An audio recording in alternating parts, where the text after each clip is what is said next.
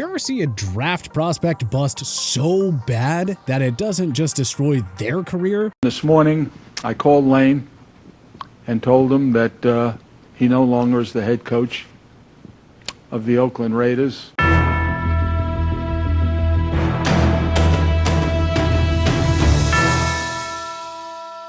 One bad investment and it could all be over. So let's take a look at 10 coaches and GMs that had their careers wrecked by drafting a total bust. Ray Farmer, the former general manager for the Cleveland Browns, is a perfect example of this. He climbed the ladder, starting his career as a scout for the Atlanta Falcons, all the way until he took the reins as the general manager of the Cleveland Browns in 2014. But for Farmer, it all came crashing down when he swung for the fences, taking Johnny Manziel 22nd overall in the 2014 draft. Everyone and their mother knew that taking Manziel was not a risk-free endeavor. For all of his accomplishments at the collegiate level, he lacked the prototypical NFL QB build.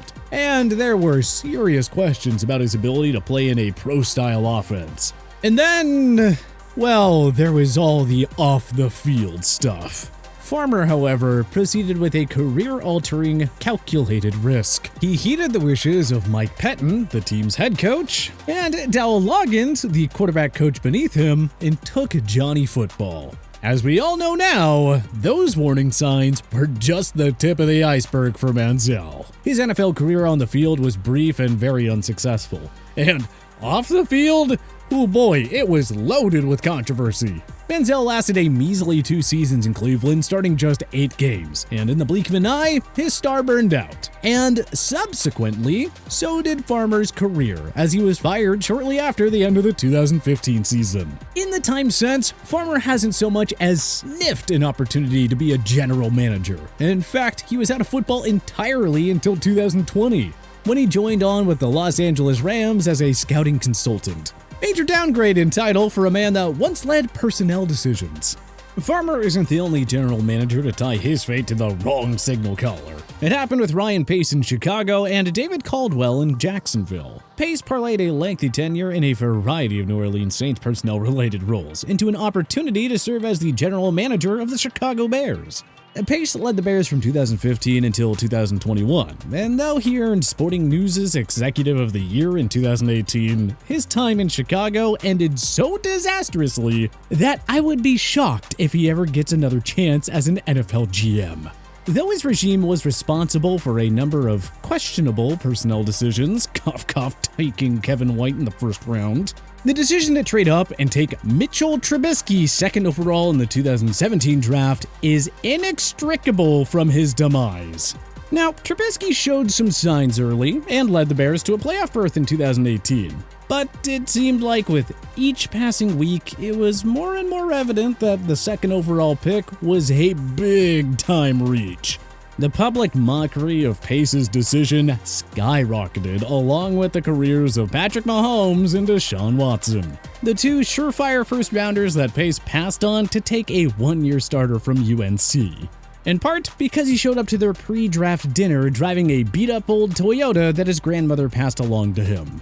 Now, fortunately for Pace, one of his old colleagues in New Orleans, Terry Fontenot, had since taken the GM job in Atlanta, so he was able to land in a supporting personnel role there. But, man, does it seem unlikely that any team will ever give him another opportunity as a GM, not with how deeply intertwined his career is with Trubisky. Caldwell, coincidentally, also ran into trouble holding the 3rd overall pick. Instead of trading up, though, the Jaguars general manager used it on Blake Bortles out of UCF. Bortles, like Trubisky, had fleeting but moderate success in the NFL, even leading Jacksonville to the AFC Championship game in 2017. Admittedly, he did so as a game manager, complementing a ferocious defensive unit. But nevertheless, he was a part of that team's success. Now, unfortunately, once it became clear that the Jags needed more out of Bortles, it became equally clear that he was unable to raise his level, and ultimately, he started to regress. So much so that he was eventually benched in favor of Cody Kessler and eventually released during the 2019 offseason in a last-ditch effort by Caldwell to revamp the Jaguars roster and save his job, neither of which were achieved. Caldwell got one more full year and was fired in the middle of the 2020 season. Again, like Pace, he settled into a cushy personnel executive role, accepting a job in Philly. But don't expect Caldwell to get another look as a GM anytime soon. Now, it isn't just general managers that have had their careers wrecked by the stank of a busted draft pick. Most recently, we saw it happen in Arizona, where Steve Wilks was a victim of the Josh Rosen experience. Wilks was head coach in Arizona for just one season, the same amount of time as Rosen's Cardinals career, before the suits in Scottsdale jettisoned the rookie head coach after a 3-13 season. Now, I understand that the NFL is a performance-based business, and 3-13 is far from performing. But Steve Wilks got a raw deal. The team's big offseason move was bringing in Sam Bradford to bridge the gap until Rosen was ready to start. Bradford, however, proved to be well past his prime, and already sensing his job was on the line, Wilks is forced to thrust Rosen into action. Needless to say, that did not go well. Rosen went 3-10, throwing more interceptions than touchdowns and completing just 55.2% of his passes with a middling 5.8 yards per attempt. The Cardinals apparently felt that they had seen enough and fired Wilks at the end of the season and flipped Rosen to the Dolphins, somewhat miraculously for a 2nd and 5th round pick. Then they turned around and used another 1st round pick, this time the 1st overall pick of the 2019 draft, on a quarterback, Kyler Murray. Despite the fact that there was a general sentiment across the league that Wilks had been a sitting duck all year, his name had been permanently stained by his lone year with Rosen. This is not too dissimilar to what played out with Lane Kiffin after his time with Jamarcus Russell in Oakland, and Kevin Gilbride with Ryan Leaf in San Diego. Leaf's rookie year was Gilbride's 2nd with the Chargers, but he lasted just 6 games into the season after the Chargers got off to a 2-4 start. By many accounts, Gilbride was largely strong-armed into starting Leaf as a rookie, despite the troubled quarterback's apparent unreadiness for the NFL. Kiffin, on the other hand, lasted 20 games with the Raiders, finishing with a 5-15 record. But he was allegedly at war with a front office that was pushing him to resign after year 1. Both coaches' viability as NFL head coaches vanished in the cloud of disappointment surrounding their young quarterbacks. Kiffin has spent the rest of his coaching career in the college ranks, while Gilbride spent the rest of his career as a quarterback's coach, and then an offensive coordinator until he finally got a chance to be a head coach again in 2020. The only catch? It was in the revamped XFL, not the NFL. Ron Meyer, the former head coach of the Indianapolis Colts, who also fell victim to a draft bust at the quarterback position, was a bit of a different story. Ahead of the 1990 draft, Meyer packaged the team's 5th round pick, a future first All-Pro guard Chris Hinton, and a future All-Pro wide receiver in Andre Rison to move up to the number 1 slot to take Jeff George out of Illinois.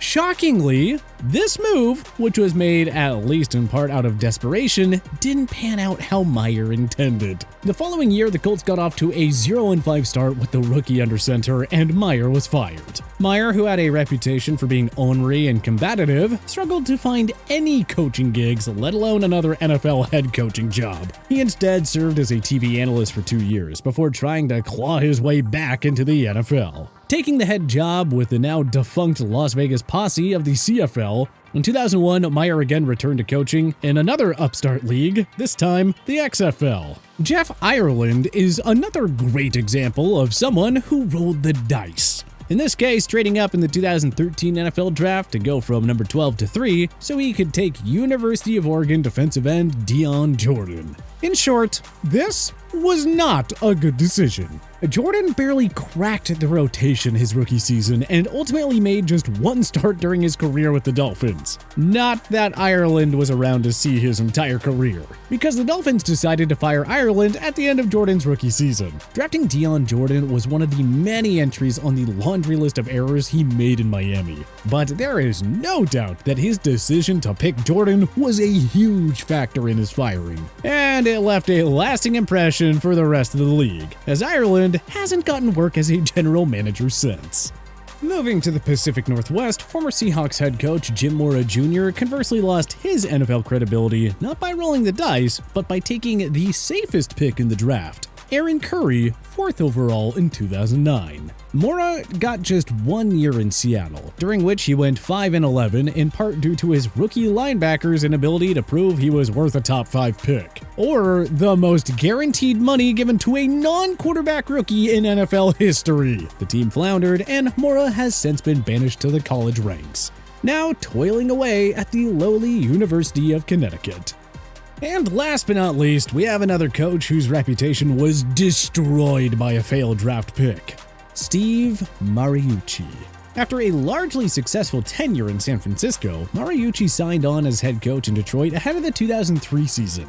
Unfortunately for Mariucci, this coincided with the rise and fall of the Lions' 3rd overall pick in the 2002 draft, Joey Harrington. Detroit had sky-high expectations for Harrington after watching him scorch opposing defenses at the University of Oregon. But he was thrust into the starting role as a rookie and struggled. The Lions hoped that he would regain his form under Mariucci, but truthfully, the two were a match made in hell. Harrington did not fit into Mariucci's offense whatsoever, and both he and the team struggled as a result. Mariucci was subsequently fired midway through the 2005 season with a disappointing 15-28 record in Motown. As it turns out, it wasn't just the Lions that had decided they'd seen enough of Mariucci with the clipboard in his hands. In fact, it was also the rest of the football world, as Mariucci never coached again. But which NFL coach do you think deserves another chance after having their career destroyed by a big-time draft bust? Join us in the comment section below. If you like this video and learned a thing or two, clicking the like button helps out a ton. And hey, we appreciate it. If this is your first time coming around to TPS though, subscribing is a great idea because we put out videos like this every single day. But as always, thanks for watching and we'll see you guys next time.